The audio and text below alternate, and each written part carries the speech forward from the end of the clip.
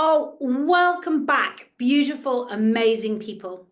You have no idea how much it means to me that you take the time in your day to listen and respond to this video each week. I love your comments and shares. It warms my heart and helps me to get the message of hope and love, peace and joy out into more people in the world. Thank you. And today's episode, oh my goodness, we're into week 8 out of the Great Exchange. And we're looking at being out of control and exchanging it for being, having self-control. So I just want to share my thoughts in that space. I love the Oxford Dictionary's definition of out of control, no longer possible to manage. I think that's brilliant, just quietly. And its definition for self-control is the ability to control oneself, in particular one's emotions and desires, especially in difficult situations. Bring it on. I know which one I'd rather be in. Have you ever felt out of control? Maybe your feelings have become uncontrollable, where something happens you weren't expecting and you sob uncontrollably or feel sick in the bottom of your stomach. Perhaps you've got really mad and done something you later regret. I sense many of us may have experienced this at some time in our lives. I know my urges on a slightly lesser level to eat unhealthy food when it's right in front of me can feel uncontrollable at times. It's also about the short-term gain or being in the moment with a complete disregard for the future or long-term implications. And when we're feeling out of control, it's always about being in the moment. And it's rooted sometimes in fear or loss and can keep us trapped and in a sense of despair if we wallow there or if we stay there. I'm not saying don't be sad. Absolutely. When something awful happens, respond. Totally. Let those feelings out. Let those feelings be what they need to be. And then come together and consider a move forward. So when we haven't got a plan and we haven't got an answer or an out, we can feel out of control. I find that putting healthy boundaries and having some rules in my head that when I can go back to when I'm under pressure or stress has been super helpful. Self-control for me has been about awareness first, reflection second, and taking new action third. So the first thing I need to do is listen to my body and my thoughts and my responses. Am I getting fearful or worried?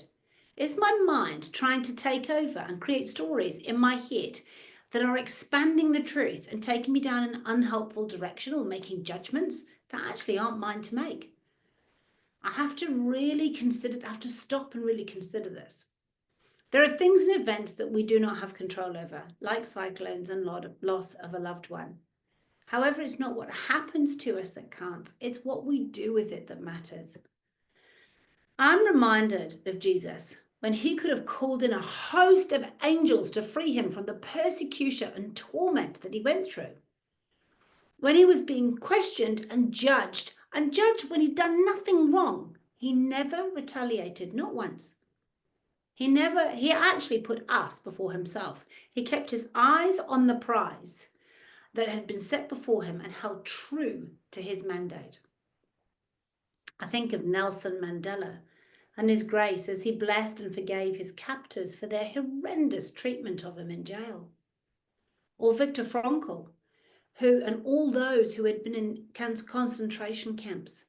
It blows my mind that they went back and they looked at the people who had tortured them and they shook their hands and forgave them. Unbelievable. So, in each case, I believe having a higher purpose, something outside of themselves to live for, I believe gave them a whole new level, at the level of self-control in an environment they could not control. It's all about choice. So how do we exchange one for the other? How do we stop feeling out of control and get to feeling in control or using self-control? And I've got a START method. S is for stop, pause, and take a breath. Just stop in the moment. Take a breath. T is take your mind, your body, your soul, your spirit into a peaceful place, even if you have to shut your eyes for a moment and just take your eyes, take your focus into somewhere good. And then A is for anchoring yourself in something good. Look beyond the moment and the situation. For me, I always look to Jesus. But whatever it is for you, look towards something good and then reflect. So your R for start is reflect. Reflect on what you want and where you want to be and where you are now. Reflect on how you are feeling and why you're feeling the way you do. Consider whether you're wanting to be right or get it right. And then take the steps, that's your T. Take the steps of courage and bravery with new actions that you choose to change the situational outcome for the next time. Nothing changes until you change. For me, being out of control has always been about a lack of something, a gap where I feel less than. You know, I was definitely out of control when I lost my dad. Grief has always been something that has been part of that journey. And the self-control is not to not grieve, absolutely. We need to do that, but we also need to see a bigger picture or beyond our circumstances. And to make the time to think and plan ahead and put some boundaries in has been the answer. And so when I lost my father, I had my children to look at. I had my children to look after. So it gave me something outside of myself. Yes, I still had to grieve, but I had to get on with life. And he would not have wanted me to just wallow and be sad. So for example, here's a couple of examples. Just recently, they're little, they're not big picture stuff, they're little for now, but our veggie garden and our fruit gardens had got out of control with weeds over the holidays. So what do? We pause. I didn't like looking at those weeds. It was horrible, made me miserable. It was like, oh, it's horrid. Only little, but it made me sad. So we planned over the next 3 weekends to get on top of them. The lack was all that I could see in the wheat garden, and it was making me feel out of control. The joy was once we put the plan in place, it was neat, tidy veggie patch where I could see and enjoy the harvest. Having it under control brings me joy. Another example, I'm a shocker or have been a shocker for hydrating. I've never been able to just get enough water in. So I've habit stacked. So what have I done? I'm not hydrating. That's the gap. That's what I'm missing. So what did I do to change it? I thought, okay, where can I habit stack? I know that's such a good system. What am I already doing that I could add water to?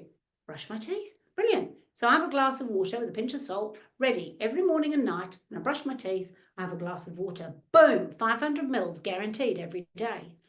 And I take 2 cups. I make 2 cups. Here we go. Look at this. We've got 2 cups. One's my cup. One's my keeper hot cup. So I make 2 cups of peppermint tea at a time. And then what I do is I drink one, pour it in, drink the other. So that during a session that I might be coaching, I'm drinking double the amount that I used to before. And guess what? That's another 1.5 litres done in my day. What this has done with me tracking the progress as well, writing it down, is it results in me drinking exactly what I need to. Boom, I've got where I want to be. So pausing, thinking, finding the solutions. So I invite you to stop being out of control and engage the great exchange with the start process each week. Stop, pause, take a breath. Take your mind, body, soul, and spirit where you want to be. Anchor yourself in something good and look beyond the moment and the situation. Reflect on where you are now, reflect on how you're feeling, and consider how you can put it right rather than be right. And then take the steps of courage and bravery with new actions that you choose to change the situation or the outcome, because nothing changes until you change. So have fun and set yourself free. It would mean the world to me if you would like, comment, and pass your love on. If this has been helpful for you, pass it on by sharing it with one person today. I look forward to seeing you next week for an inspiring perspective and exchanging the false for the authentic. Be abundantly blessed. I look forward to seeing you next week. Take care.